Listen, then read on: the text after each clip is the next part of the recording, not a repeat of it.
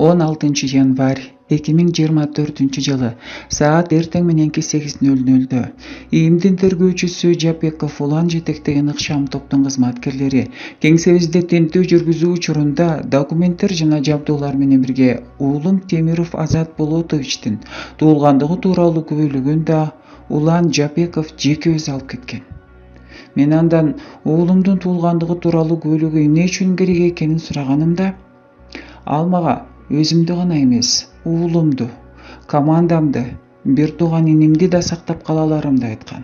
Ал үчүн Темиров Лайт айт десе долбоорлорунун негиздөөчүсү жана жолдошум Болот Темировду камерага чыгып жаманат кылып, ошондой эле Кыргыз Республикасынын бийлигинин биринчи адамдарынан жана Улан Ниязбековдон кечирим сурап, мындан ары журналисттик иликтөөлөрдү токтотуум керектигин айтты.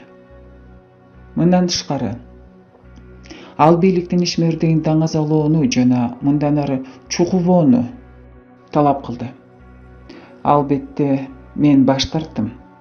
Андан кийин ал бир тууган инимди жана бүт командамды отургузам деп, уулумду болсо балдар үйүнө жиберерин айтып коркутту. Коркутуулар бир сүйлөм менен эле аяктаган жок. Мени криминалисттер тартып жаткан видеокамерадан алыс алып барып, ал темир тор артында биздин намысыбызды жана кадыр баркыбызды төмөндөтө турган жоруктарынын натыйжасында командадагы жаш балдар жана жаш кыз Айке үчүн канчалык оор болоорун айтып берди. Менин алар менен кызматташуудан баш тартканым үчүн абактан иниме тагдырына балта чабабыз деп мени коркутушкан. Ошондо алардын сунушунан баш тартканым үчүн иним мага рахмат айтпаса керек. Ал эми мени өз кезегинде колдон колго өткөрөөрүн айтышкан. Тинтүүдөн соң ГСУга келгенде биздин команданын мурдагы жана азыркы кызматкерлери, анын ичинде бир тууган иним Максат Тажбек уулу да кармалганын билдим. ГСУнун имаратынын коридорунда мен биздин маалымат булагыбыз болгон Алексей Гаврилов менен жолугуп калдым. Ал коркуп калган экен. Ага да биздикиндей эле берене боюнча кылмыш ишин тогушканын айтууга үлгүрдү. Ошондой эле мага жана Темировго каршы көрсөтмө берсе, кое беришээрин билдирди. Мен андан эч нерсе сураган жокмун. Тандоо өзүндө экенин айттым. Ал, албетте, Улан Жапековдун мындай сунушунан баш тарткан. Анын кесепетинде жогорудагы берене боюнча кармалган. Мени да Гавриловго каршы көрсөтмө берүүгө көндүрүүгө аракет кылышты. Албетте, мен баш тарттым.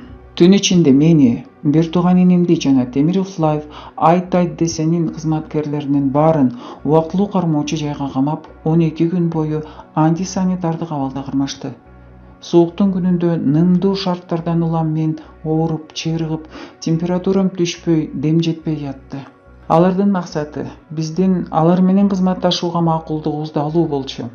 Алар күткөндөй болбогондуктан 13-күнү айласы кетип, баарыбызды Бишкек шаарынын биринчи СИЗОсуна которушту.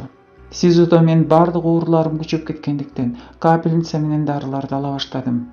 Биздин иш боюнча тергөө болжол менен 5 айга созулду. Анын аралыгында мени жана биздин команданы өзүбүзгө эле каршы чыгууга көндүрүү максатында 3-4 жолу тергөөгө алып барышты. Июнь айында алар ишти сотко өткөрүп бериш керек болчу. Окуя мындан ары кандай өнүккөнү сиздерге маалым. Баса, тергөөчүгө сурак алып чыгуу учурларында коркутуу, үркүтүү жана шантаждар Жапеков Улан тарабынан гана эмес, Кубан Байышев баш болгон ИИМдин башка кызматкерлери тарабынан да болуп турду. Тажбек кызы Махабат, 6 декабрь 2024 жыл.